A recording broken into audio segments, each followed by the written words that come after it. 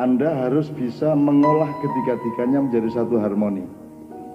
Jangan sampai ketiga-tiganya menjadi bahan perpecahan di dalam pikiran Anda sendiri. Kudu iso nggathukke, kudu iso nemokke harmoni dari tiga itu. Sebenarnya kalau Jawa sama Islam itu kayak tumbuh ketemu tutup. Hampir tidak ada ilmu-ilmu Jawa yang bertentangan dengan Islam, yang positif, yang baik-baik. Semua sejalan sama Islam. Sebelum ada wa may ya'mal mithqala dzarratin khairan yarah wa may ya'mal mithqala dzarratin syarran yarah, wong Jawa wis duwe ngunduh ing pakarti. Ya ra? Ya ra? Orang Jawa sudah punya pengetahuan-pengetahuan yang hasil dari ijtihad, ya. Sehingga orang Jawa mengerti apa yang baik dan yang buruk dalam kehidupan, meskipun waktu itu belum ada Islam datang. Bahkan orang Islam mengerti, orang Jawa mengerti manajemen yang tingkatnya sangat tinggi melebihi masyarakat Barat sekarang, dengan bukti-bukti seperti Borobudur, seperti banyak sekali peradaban-peradaban yang lain di Pulau Jawa dan di seluruh Nusantara. Meskipun mereka tidak pernah kuliah, tidak pernah didatangi ilmu-ilmu Barat. Jadi ilmu Barat itu nek nganggo carane wong Merapi, wong masyarakat Merapi itu ada istilah Jawane digawa, Jawa digawa, Arab digarap, Barat diruat. Jadi ojo terus awakmu dilek Barat, ojo dilek Arab, ojo dilek Jawa. Tapi awakmu sing kudu mengunyah Jawa, mengunyah Arab, mengunyah Barat. Ya, mengunyah Islam, mengunyah Barat, karena pelakunya adalah Anda, bukan Islam. Islam tidak bisa hancur karena dia bukan subjek, dia bukan pelaku, dia bukan manusia. Islam itu alatmu, inspirasi dari Allah untuk kamu pakai untuk mamayu hayuning bawono. Mamayu hayuning bawono wis lahir sebelum ada kata rahmatan lil alamin. Gitu ya. Jadi Anda jangan meninggalkan Jawa Anda. Setelah perang salib selesai, ya, kemudian di Eropa terjadi apa yang namanya Renaissance, yang mereka menyebut masa pencerahan. Terus terang sebenarnya itu adalah itu masa kegelapan untuk bangsa Timur. Portugis datang, Belanda datang untuk membuat kita gelap pekat. Kita menjadi tidak percaya diri kepada apa yang pernah dicapai oleh nenek moyang kita. Pak Muzamil tadi mengatakan semua ilmu-ilmu yang sekarang dikembangkan oleh dunia Barat ditemukan awalnya oleh sarjana-sarjana Islam. Untuk contoh aja, kalau kimia siapa? Al-Kindi apa Al-Kindi? Al-Farabi apa? Ibnu Sina apa? Semua dasar-dasar ilmu pengetahuan Barat sekarang itu dasarnya dari penemuan-penemuan Islam di abad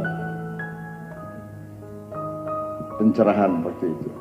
Nah, begitu Barat mengalami pencerahan, itu sebenarnya mempersempit manusia dari kelengkapan ahsanul takwim menuju materialisme, dan sekarang menjadi kapitalisme, dan sekarang memuncak menjadi kapitalisme liberal, bahkan ultra liberal dan maniak liberal hari ini. Sesungguhnya semua pembangunan di Indonesia itu menentang Pancasila, karena Pancasila itu bukan membangun materi tapi keadilan sosial. Jadi mereka yang mengaku-ngaku Pancasila, mereka sebenarnya adalah pelanggar Pancasila secara nilai dan substansi. Nah, Anda sebagai generasi yang akan membangun Indonesia di 700 yang ketiga, seperti kata Mas Wawan tadi, Anda harus menemukan kelengkapan. Barat tidak jelek, tapi kudu diruat. Arab dengan Islamnya, bedakan Arab karo Islam rapodo. Ono bedane. Arab ora podo karo Saudi. Saudi ora podo karo Quraisy ora podo karo Badui ora podo karo Islam. Jadi Islam tidak sama dengan Arab, tidak sama dengan Saudi, tidak sama dengan Quraisy maupun Badui. Anda harus bisa memilah. Kowe kudu ngerti nek sing iso kok delok kuwi ini. Kalau Anda ke laut, yang Anda ambil itu airnya, tapi Anda tidak bisa mengambil ombaknya.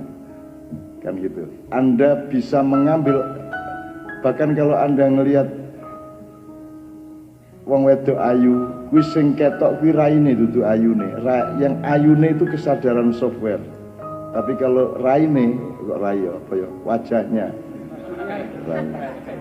prejengane, itu sing ketok prejengane. Tapi indahnya itu software, betul enggak? Indahnya tidak kelihatan, software tidak kelihatan. Jadi teman-teman sekalian, tolong 3 ilmu itu dicerminkan di dalam harmoni proses Anda. Kiai Kanjeng hanya memberi contoh. Di sini lihat, Jawa tetap menjadi dasarnya karena kita orang Jawa. Islam kita terima karena Jawa itu saampu-ampuhe tetap gak iso nemokno sing Islam ngekei. Jadi Anda cari Allah, cari Tuhan, sapa to jane sing kuwasa, terus ketemu Sang Hyang Wenang, Sang Hyang Widi, Sang Hyang Tunggal sak piturute. Sampai ana malaikat jeneng Bathara Wisnu, Togog, Panembahan Ismaya, Bathara Bayu sak piturute. Ya, itu gambaran dan imajinasi mbah-mbah kita tentang peran-peran langit, peran-peran rohania. Tapi mereka tidak tahu persis. Yang bisa ngasih tahu persis tentang semua itu adalah Allah sendiri. Allah mengatakan, Qul huwallahu ahad. Jadi kita tahu dia namanya Allah, dia ahad. Terus dia ngomong tentang, oh aku duwe Jibril, aku duwe Mikael, aku duwe Israfil, aku duwe Israel, aku duwe Kanzul Jannah, aku duwe Iblis, aku duwe Dajjal, aku duwe Sakhlatus Syamsi, aku duwe Zabaniyah, aku duwe Malaikat Salim sing njupuk lempung di Pulau Jawa, dibawa ke langit 7 untuk dijadikan patungnya Adam ketika pertama diciptakan, dan seterusnya. Cerita ini wakeh, dan orang Jawa sudah menemukan yang lebih detail daripada khasanah-khasanah para sarjana Islam. Jadi ojo ngremehno Jawa, karena tujuannya dunia barat sesungguhnya, Yahudi dan globalisasi ini adalah menghancurkan Indonesia. Karena kita kaya raya supaya bisa dikuasai dan dirampok, dan cara menghancurkan Indonesia adalah 1, menghancurkan Jawa, nomor 2, menghancurkan umat Islam. Jadi Anda dibikin tidak percaya diri kepada Jawa, tidak percaya diri kepada Islam. Nek kamu pertahankan Jawamu, kamu pertahankan Islammu, kemudian kamu gunakan Barat untuk memperkuat dan mempercanggih pengetahuanmu, insya Allah kamu menjadi pemimpin masa depan yang sebaik-baiknya. Ketika lagu Maroon 5 One More Night tadi itu sepenuhnya loh nganggo saron, nganggo bonang loh, dan itu Jawa loh. Tapi ternyata dengan landasan Jawa, Mamayu Hayuning Bawono iso tunggu lagu Barat. Itu pencarian Kiai Kanjeng. Mari mlebu selawat ya iso gampang. Jadi Arab, Barat, Jawa jadi satu di Kiai Kanjeng. Jadi ini bukan sekedar pertunjukan musik, dan Kiai Kanjeng bukan grup musik. Kiai Kanjeng itu nama gamelannya. Grupnya gak ono jenenge.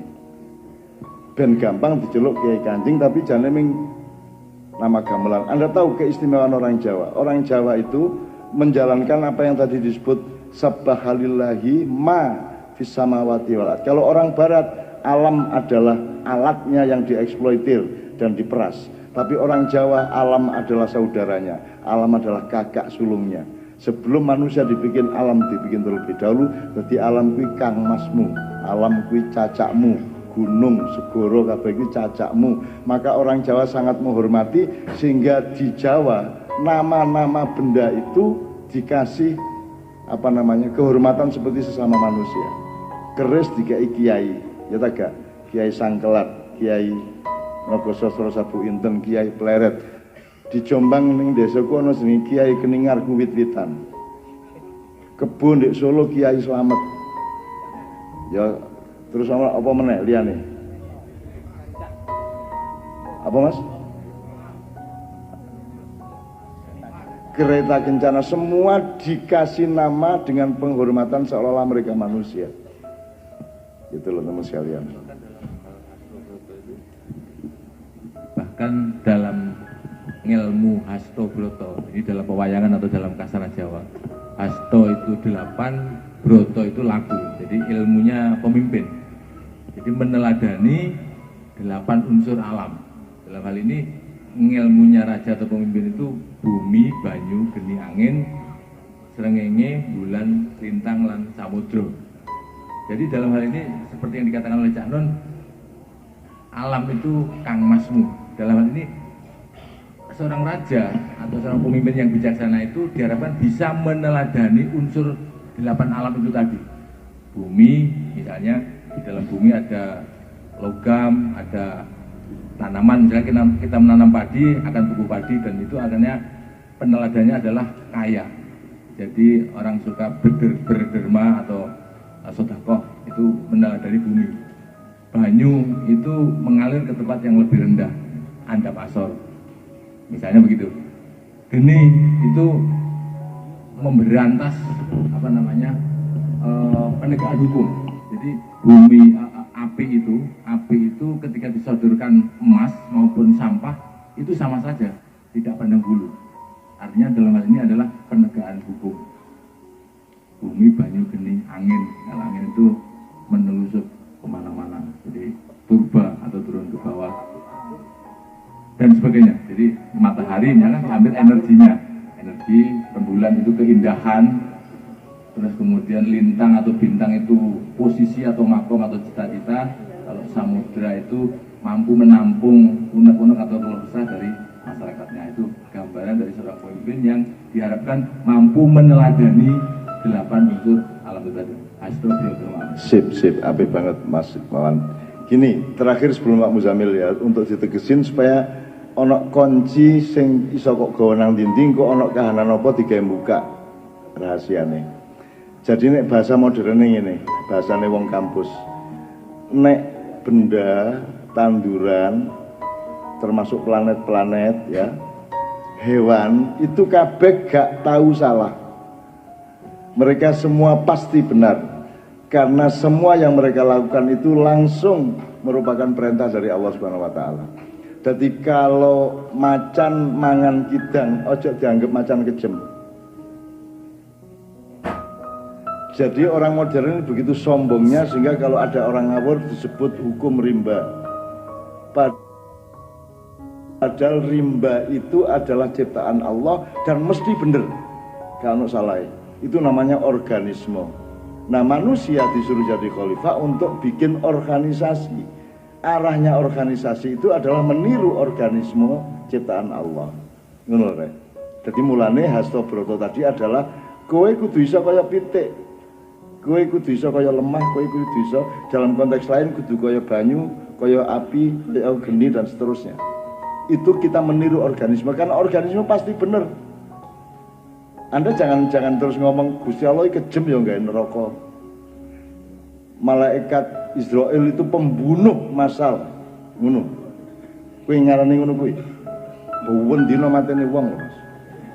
Malaikat Israel. Terus kamu bilang malaikat yang paling kejam adalah Israel, ngono. Itu berarti Anda tidak bisa menemukan harmoni antara nilai Islam dengan Jawa dengan Barat. Gitu ya. Aja terus kaya iku malu, kaya apa? Ana wong sing rajin ibadah, kelakuane apik tapi melarat. Gak dikek rezeki akeh ngerti Allah. Ana wong sing molimo, narkoba barang suwege, klemis, raine seger. Gak matek-matek iki ana. Ya, terus Anda bilang Tuhan tidak adil. Anda bilang Tuhan tidak adil karena Anda tidak tahu skalanya. Bal-balan itu nek gurung 90 menit ojo dinilai durung final itu. Nek wis 90 menit 2-0 cetha wis. Kan gitu. Nah sekarang saya tanya, ibarat bal-balan 90 menit, urip ndek dunia iki menit ke berapa? Kamu tidak bisa menilai apapun di dunia sebelum sampai ke menit ke 90. Menit ke 90-nya adalah kiamat nanti itu. Kiamat itu pun bukan kiamat. Kiamat itu kebangkitan. Kamu dari uap menjadi air, atau dari air menjadi es, atau kamu dari ulat menjadi kepompong, dari kepompong menjadi kupu-kupu. Jadi kiamat bukan hari akhir. Kiamat itu hari akhir dalam arti turnamen yang pertama, babak penyisian. Menurut jadi Pak Joko tadi mengatakan sangkan paraning dumadi kuwi innalillahi wa inna ilaihi rajiun. Kuwi saka Gusti Allah bali nang Gusti Allah. Itu bukan pedoman orang mati, itu pedoman orang hidup. Itu teman sekalian ya. Nah, Kiai Kanjeng tadi itu memberi contoh aja bahwa iso wong Jawa mimpin dunya. Iso. Ning Justru karena kalian itu hebat, maka orang barat dan orang-orang di luar Indonesia khawatir kalau sampai wong Jawa gaduk karo Islam, Gus gak ono sing iso ngalahno. Mulane saiki diide-ide kaya apa gak mati-mati. Gak mati-mati. Islam diuelek-elek kaya apa tetep TV ya tetep Islam isine. Gelem gak gelem, masih mek jamaah ngono wis gak masalah wis. Penting ono Islam. Ya tak gak. Tapi mereka tidak berani meninggalkan Islam. Islam kok elek-elek kayak apa, ngerok teror jari Islam, ono iki anti Pancasila jari Islam, memecah belah Indonesia jari Islam. Terus gak apa-apa dielek kono. Ya sakarmu, tapi kalian tidak akan pernah berani meninggalkan Islam. Adzan di dinti tetap, selawatan di dinti tetap apa di Jawa Timur iki. Shalatu wassalamu alaik, mesti ono tuh. Ya Imam al-Mujahidin. Wis gak entek-entek wis. Gak iso kon ngalahno Islam. Makanya mereka itu cemas. Mereka tahu Islam itu benar, maka mereka ingin menghancurkan Islam. Sebab nek Islam itu berlaku, mereka tidak bisa nyuri, tidak bisa ngerampok, tidak bisa mendustai Anda, tidak bisa ngapusi Anda. Itu ceritanya.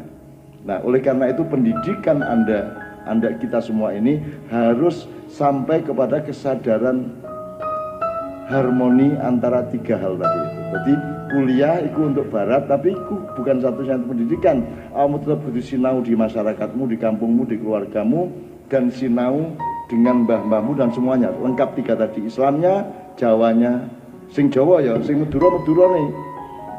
Ya. Meskipun Pak Muzamil sangat mempelajari Jawa, luar biasa.